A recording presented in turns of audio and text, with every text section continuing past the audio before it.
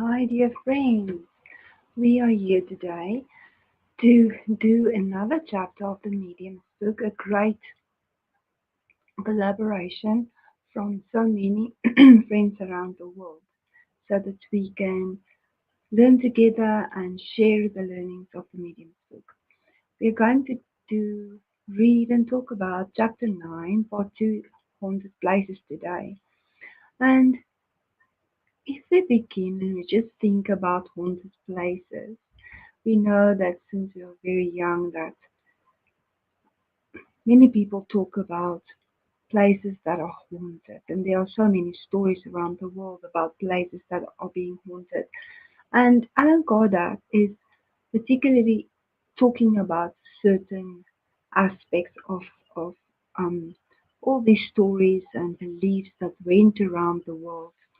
And he begins by saying the spontaneous manifestation which have occurred down through time, and the presence of certain spirits in making their presence ostensibly felt in certain places had given origin to the belief in haunted places. The following response the following response were given to questions about them. And now he's going to help us, and he asks a few questions that will help each and every one of us as well. He says, do spirits attach themselves to individuals only or to things also? And the spirits answer, it depends on how evolved they are.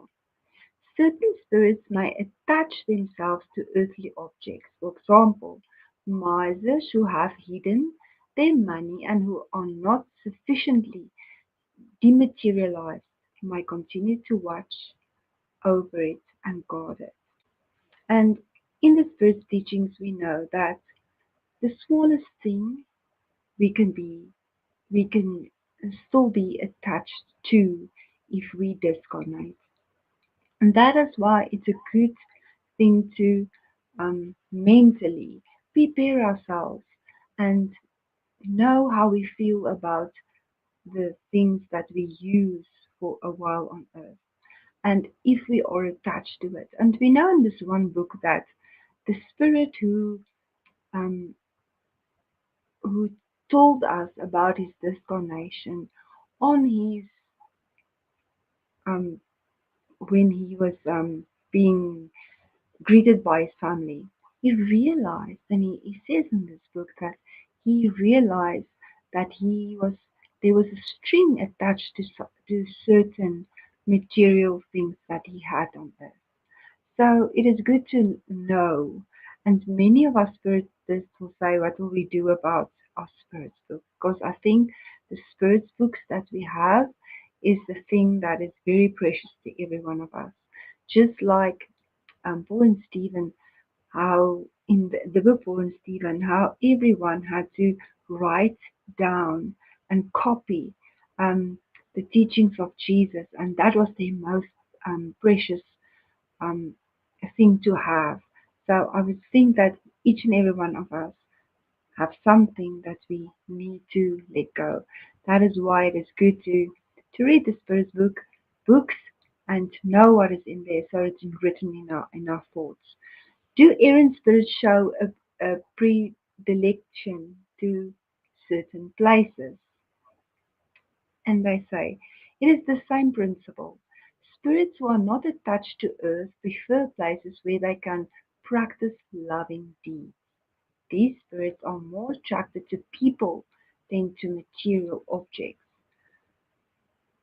Nevertheless, there are those who might prefer certain places for a while, but there are also less evil spirits. I know of an account of someone who worked very hard, and it was like starting lands and opening up lands to plant and um, for years, and it was many years, very hard work to get everything on it. And I mean to be someone who has to plant every day in every season, and it's very hard work. But um, he got attached to his farm. So when he disconnected, he stayed on that farm for a very long time because it was attachment to him.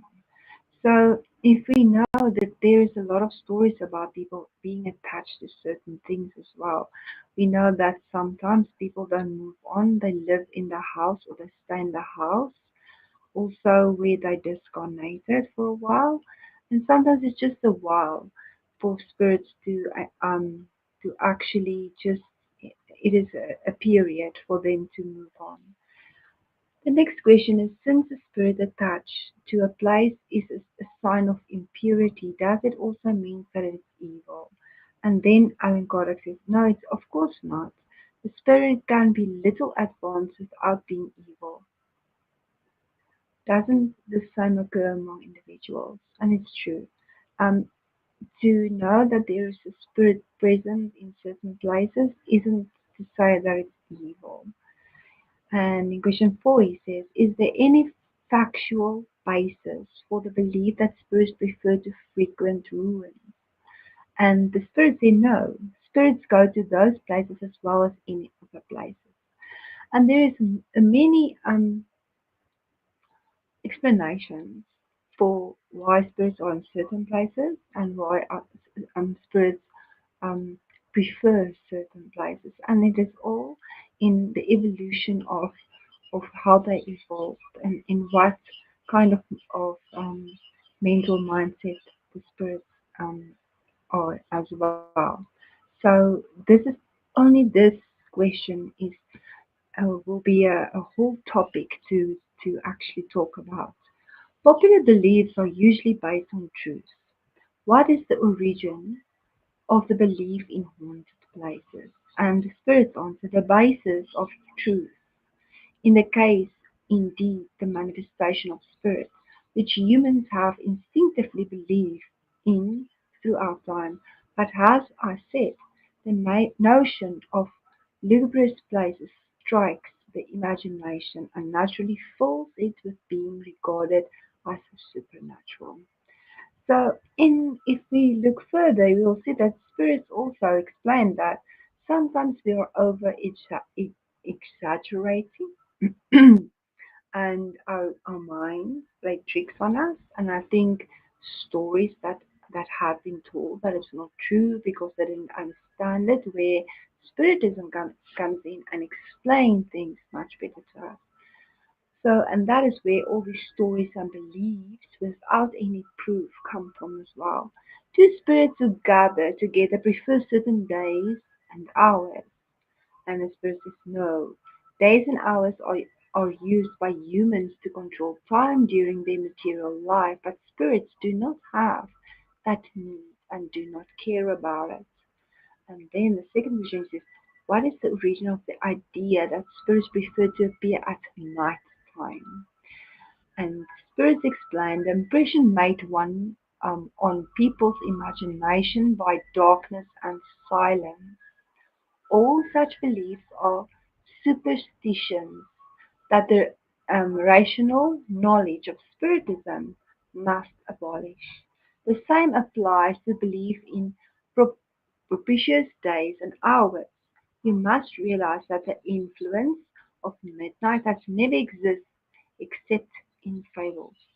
So here the spirits explain to us that there isn't a certain time for spirits to appear or to be more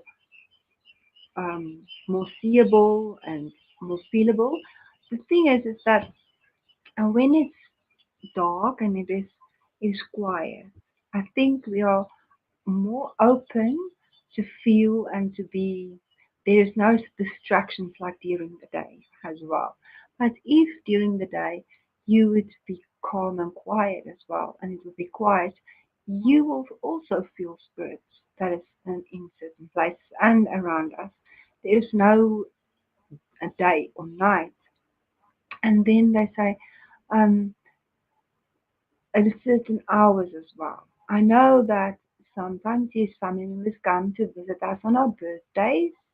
They will be more present on a birthday or in certain very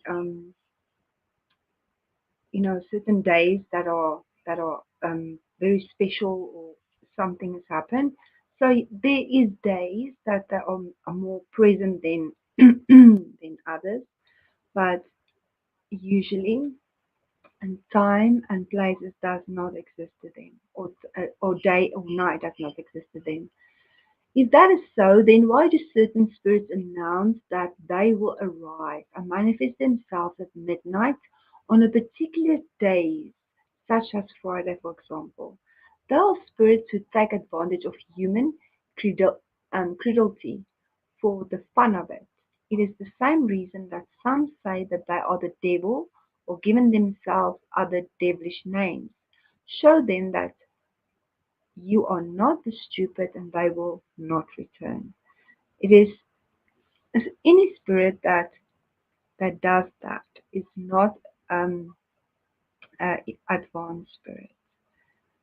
The spiritual guides and the spirits that are helping us all on earth will not do these certain specifications for us or give such specific names for themselves. So if we know, and that is why it is so good in the Spirit's book as well to know about, in the Medium's book, to know about certain spirits as well and how we can rationally um, know how to, um, you know, with which spirit we are communicating. And in question 8 it says, "Does spirit have any preference for visiting the graves in which their bodies lie?" The body was no more than a garment. They have no more preference for the envelope in which they had to suffer than a prison for these chains. Being remembered by persons dear to them is the only thing they value. And yes, that is um, very good for us to know, because even though there are graves and um, people like to honor and bring flowers to the grave, spirit is not worried about the body. When they are disconnected from their bodies, they don't worry about the body. They are free, like free from a prison, free from all these pains, all this. So the body, they don't worry about the body. Are prayers that are offered over the graves more pleasing to them, and do they attract them more than prayer offered elsewhere? As you know, prayer is a avocation that attracts spirits. The more fervent and sincere a prayer is, the more effect it will have. Thus, besides the growth of some venerated person, people concentrate harder, and the preservation of those relic is a witness of the affection given to the spirit, and to which it is always sensitive. It is also always the thought that acts upon a spirit, not material objects. Such objects have more influence upon the one who prays by um, throwing the attention upon them rather than upon the spirit. So it doesn't matter where you are. You don't need to be at a certain place or at a grave site to pray and to um, communicate with the spirit. So it is good if we constantly, yes, thank them, and we think about them and pray for them on their journey as well. So that is fine, and especially when it's sincere, it's still in helping each other and assisting each other through prayer. Then the belief in haunted places would not appear to be completely um, erroneous correct. We have stated that certain spirits may be attracted to material things and can therefore be attracted to certain places in which they appear to take up residence until the circumstances that have drawn them there no longer exist. So, and then they ask, what circumstances could draw them? And the spirits answer their affinity for some of the people who frequent such places on the desire to communicate with them. However, the intention are not always to pray so praiseworthy. When evil spirits are involved, they may seek revenge against certain individuals with whom they have some complaint. Having to remain in a determined place may also be for some a punishment that has been imposed, especially if they have committed a crime there, of which they will constantly be reminded. So if they are explaining if there was a crime committed or something that is um, bonding that spirit to that place, they will say there has a consequence. Then, number 10, are such places always haunted by their former residents? Sometimes, but not always. If the former resident was an advanced spirit, it would no more connect to its former abode than its body. The spirits who haunted certain places nearly always do so out of caprice, and least those who may be attracted out of sympathy for certain persons. So it's usually not a spirit that is helpful.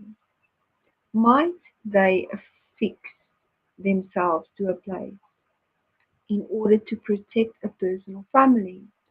Surely.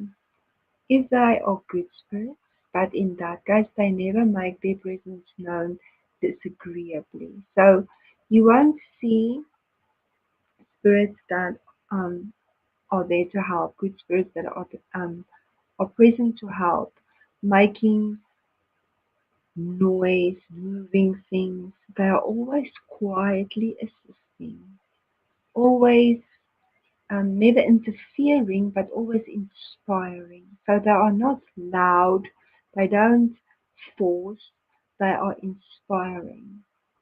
Is there any truth to the story of the White Lady? It is a fable driven, derived from 1,000 real incidents. So he says, yeah, if they people make up stories. Is it rational to be afraid of places that are haunted by spirits? No.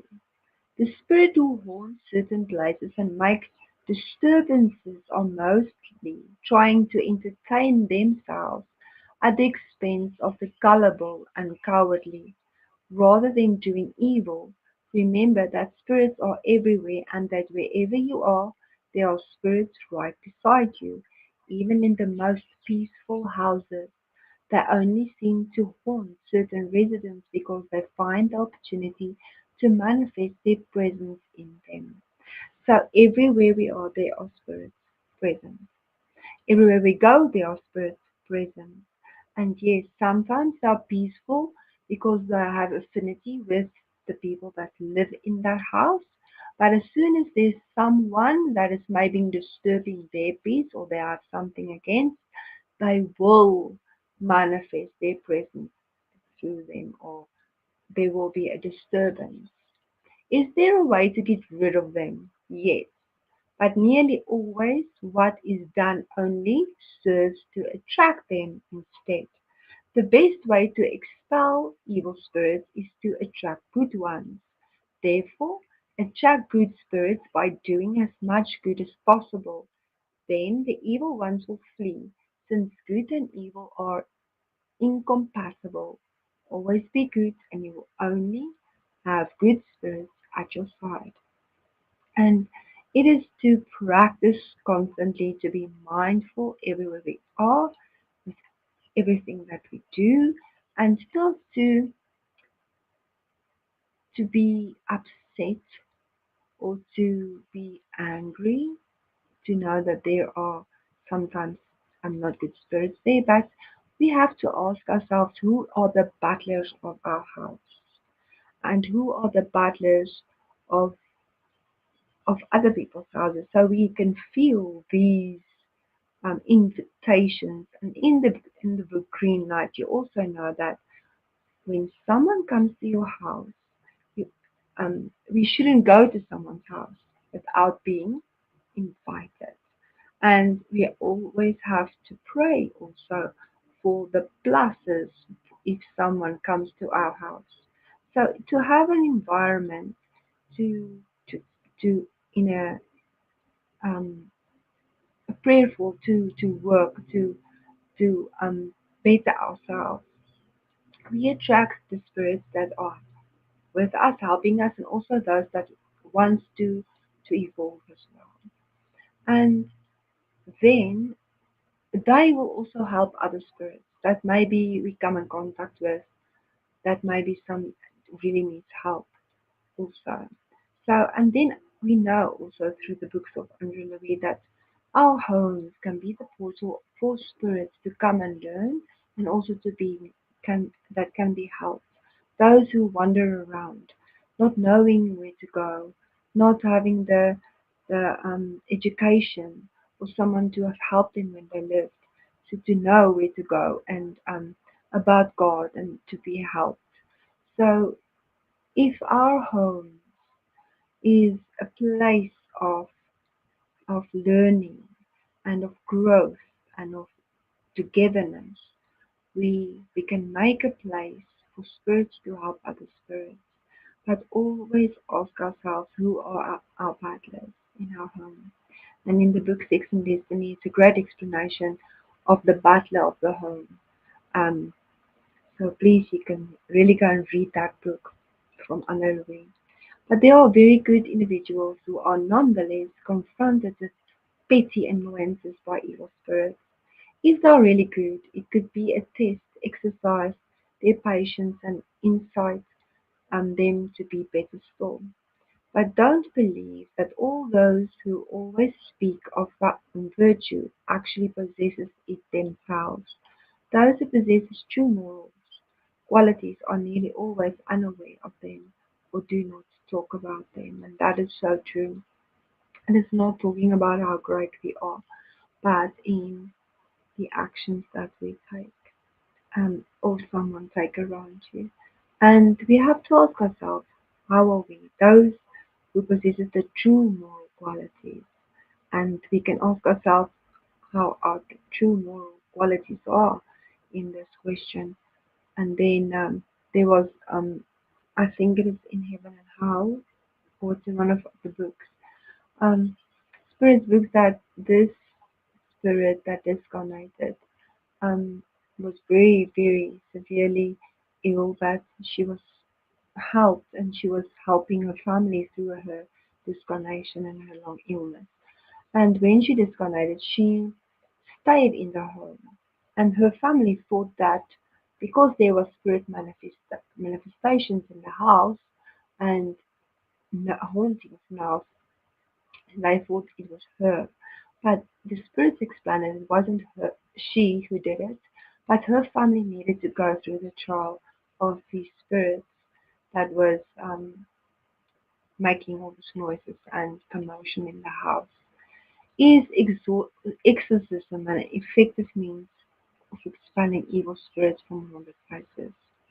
And then the spirit says, have you ever seen an effective exorcism? No, you haven't. On the contrary, haven't the trouble double of the exorcism rites? That is because such spirits love being taken for the devil. Spirits who have no evil intentions can also manifest their presence by making noises or even by making themselves visible, but they never do so to cause trouble. They are quite often suffering spirits for whom you can provide relief by praying for them. On the other hand, there are benevolent spirits who wish to show that they are with you. Or finally, they may be frivolous spirits who are entertaining themselves, since those who disturb the peace with noises are nearly always spirits who are amusing themselves. It is best simply to laugh at their antics. They will appear when they see that they can neither frighten nor scare you. So if we think about it, that we shouldn't give too much energy for spirits that is making all these noises. If you read the books of Anseloni, our intentions go out and it can enhance certain things that are manifested. And it's also in the book Sex and Destiny of Andre Levine. And if you read there, but Brother Fleeks, with his loving way of being, he's cooling down certain emotions and things that isn't good. But Andre Louis and the other spirit, because of their judgment, they enhance this um these feelings that were there. So if we go look at and study that our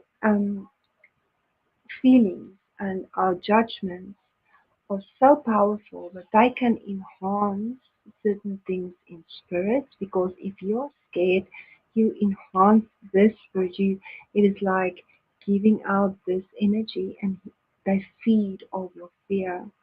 So, but if we are peaceful, trusting, loving, always know that we are held and surrounded, they don't have any effect on us and they can't scare us.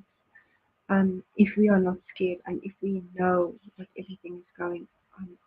We know that Chico Xavier, there were so many spirits that came through people he knew that wasn't um, strong enough to withstand them, that tried to hurt him. And Emmanuel always told them to be um, quiet and to say thank you to those spirits. So to be just um, in that mindset of not being angry and to say thank you because you know that they are learning and they are really taunting you sometimes to get these emotions out of you on which they feed. The result of the above explanation is that there are spirits who attach themselves to certain places and prefer to remain there. But they do not have to manifest their presence by perceivable effect. Any place at all may be the obligatory of preferred dwelling of a spirit, a preferred dwelling of a spirit, even if it is an evil one, without ever having produced any kind of manifestation. Spirits who connect themselves to places or material things are never highly evolved. But just because they are not evolved, it does not mean that they are evil or fed by evil intentions. At times are even companions, who are more useful than harmful, for if they take an interest in certain persons, they may protect them. And that is also true. We know also in the book Sex and Destiny that yes, spirits can help as well, and it's in we have four kind of spirits with us, like in the spirits book they explain to us. So we know that there are spirits that are not don't have evil intentions but are here also to assist and to help us. So but we should always be prayerful and helpful instead of being fearful and angry or upset about certain things. If we can have the mindset, if we serve those in flesh, we also serve those in spirit. But thank you so much for joining me, beloved friends. Please continue watching this beautiful book and all the beloved friends that are collaborating to give out this book again by Allan Kardec, the Medium's book. Thank you so much.